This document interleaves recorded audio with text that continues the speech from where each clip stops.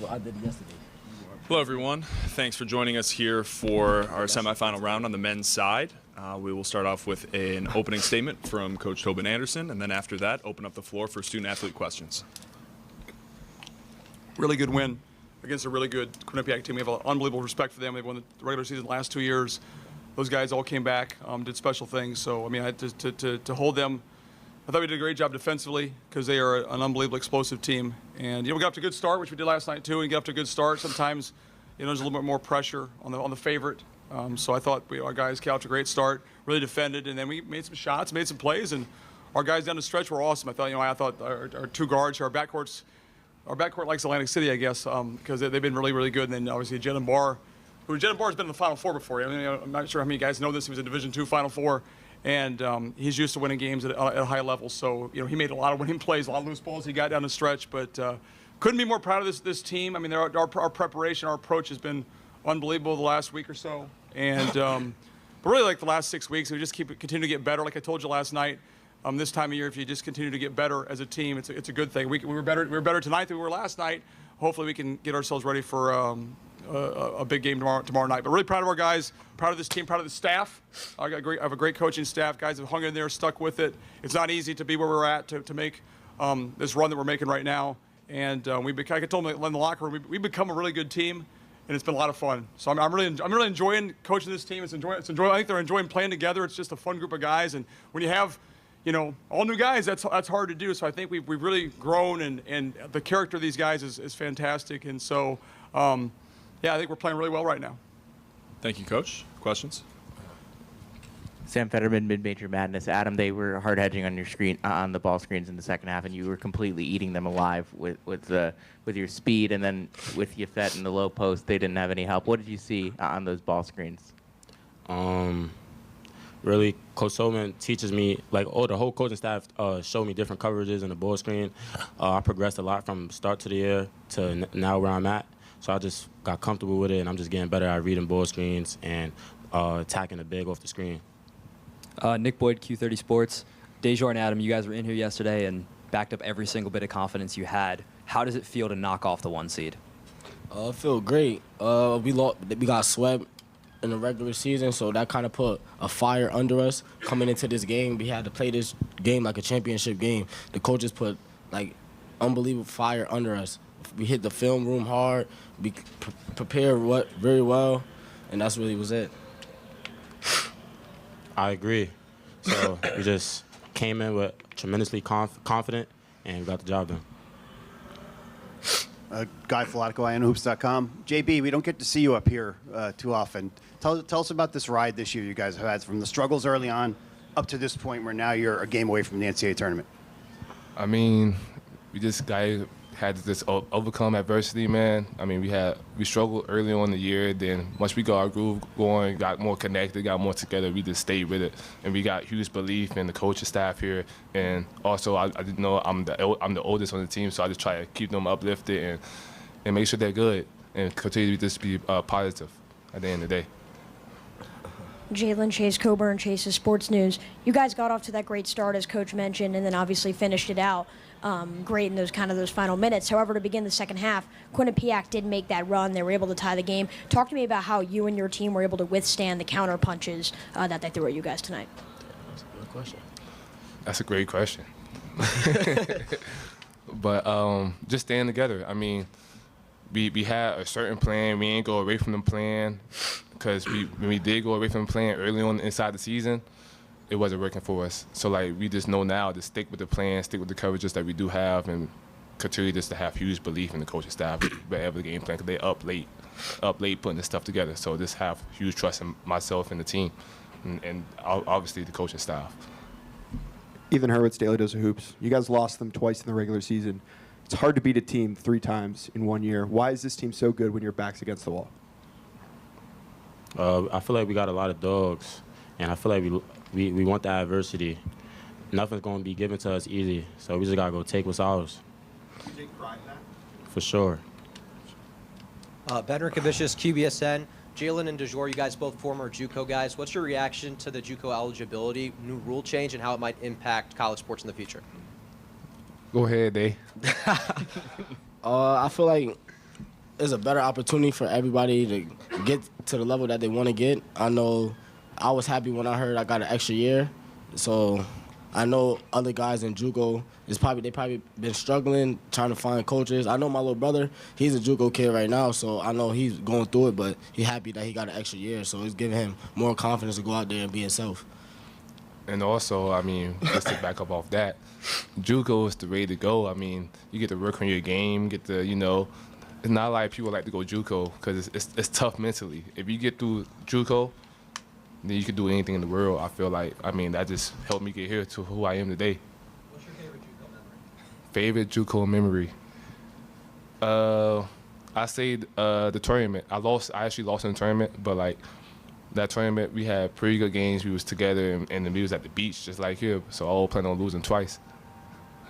Andrew Jameson, WF 88.5 Fairfield. Jalen, you didn't start last game, and we actually didn't have any points. You come into this starting role tonight, 11 points, 5 rebounds, 1 assist. Just talk to me about how, you stepped up in a big way, and how this team has embraced the next man up mentality, whether it's Dejour, Adam, or even yourself. Our lives is on the line right now. We trying to keep this thing rolling, and I didn't score yesterday. I just know my role. My role isn't always to score. It's play defense, rebound, and get my guys open at the end of the day. And I love it for them. I love getting them guys open because they help me out a whole lot. JB, you've seen a lot in college basketball. Tobin, the first thing Tobin mentioned to me in the summer was, he's won everywhere he's been, and then just to be winning at another level with this team, and now to have seen this team grow from the beginning of the season to now. Just how big, how does that compare to the other winning teams that you've been on, and do you see the same characteristics? It was different for sure. We had a whole new guys. Everybody was new who transferred in. Like my last school, we clicked automatically. Like we rolled. Like my first year, we just got clicked and we was just clicking. But this team took us a little time to like get together and start clicking. But like I said, the last 2 months we started clicking, and it's been great. So like characteristics, it's like we just got like gritty guys that's ready to do anything to win. Last two. Dejour, obviously Quinnipiac was fouling a ton towards the end of that second half. Did you feel like they were getting frustrated out there? I definitely felt like they was getting frustrated because they're the #1 seed, and they felt like they wasn't supposed to come in the game and lose. So I feel like down at the end of the game, they definitely got frustrated because especially we was playing great defense on them, so we was forcing them to take tough shots, and the shots wasn't falling. All right, Chuck Donegan, CamVets Media. Adam, that was an amazing play you pulled off to end the first half. What was going through your mind at that moment? Man, I just knew it was going to be a good day. There you go. That's a great way to end it. Jalen, Adam, and Dejour, thank you very much, and we'll see you tomorrow in the championship. Yes, sir. Thank you. Sounds good, right? All right, we got it. Thanks, guys. There you go. Thank you. Yep. Questions for Coach? Coach, I remember you mentioning in a presser last year about how at FDU, by the time the end of the year came around, things were just automatic. Your practices were so quick, so good, and you were getting in and out in 45 minutes. Have you gotten to that level with this team, and how hard has that journey been to get here with this group? It's actually funny, Sam. I was walking out of the conference room today, and I thought we went too long. I'm like, man, film was too long. The walkthrough was too long. I'm like, I probably wore these guys out mentally. I really felt that. I've been coaching for a long time, and head coach for a long time. And so it's like, what's the fine line? How long do you go? How short do you go? Do you want to save their legs? We have guys fasting, all that kind of stuff going on. So it's like you're trying to be smart about that. I actually felt like we went too long today, but we just got tough guys. I think when we started this process last year, and it took us some time, we wanted to get tough guys who could compete, and I knew we had them.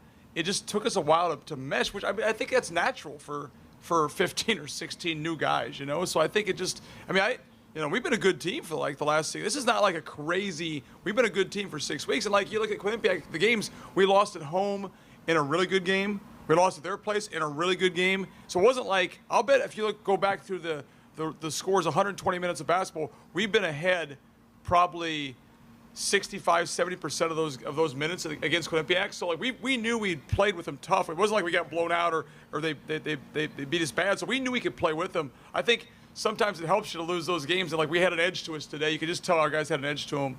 But yeah, we're starting to practice shorter and get things done a little bit quicker, you know. But sometimes I can be a little long-winded at times, so I got to try to keep myself short and succinct.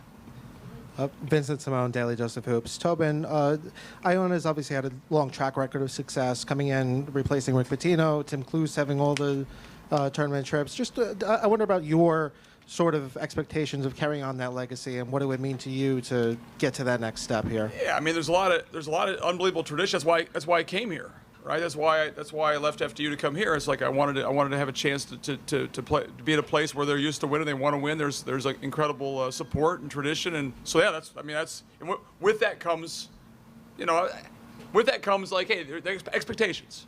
That's the best word, is expectations to be where we're at now, to play well, to win games, to win championships, to put up banners, all that kind of stuff. So there's that's there. But like, I like all that. Like, you know, if you coach and you compete, like, your own expectations are already off the charts. So the outside stuff never bothers me. You know, it never bothers me. I'm just like, we want to win. I want to win. I mean, it's much more fun to win and have success and build a team and get better. And so, like, this year's been really rewarding because of where we came from. Right? I mean, it's been really rewarding to be, I don't know what our record was at one point, 4-10, 4-11. I mean, people were, you know, giving us up for dead. I heard that, you know, I try to stay off social media, the worst team in Iona history, all this guy. Like, I knew it was there somehow. We just had to keep on. That was not Guy's extremely positive. No, Guy's my man. The guy's very positive. So he had the whole podcast. We're like he had a way of us to get in the top 4 seed or whatever. So I listen to Guy's stuff, but like, you know, I knew we had it somewhere. And it's when you're a coach, like, somehow, some way, trying to get it out of them, and I just credit the other guys have just grown up so much and really meshed well. So it's been a fun last few weeks. Coach, as the game was winding down, every time there was a stoppage and the team would come toward the bench, Yafet, there was a time where he was trying to get the guys to calm down. Clarence did the same thing at another point. So they're really trying to take a very business-like approach here. How hard is it to get that kind of maturity when you have a whole new roster together for the first time? Yeah, I mean, you hope they have high-character guys. Like, I'll say about Clarence Rupert, right?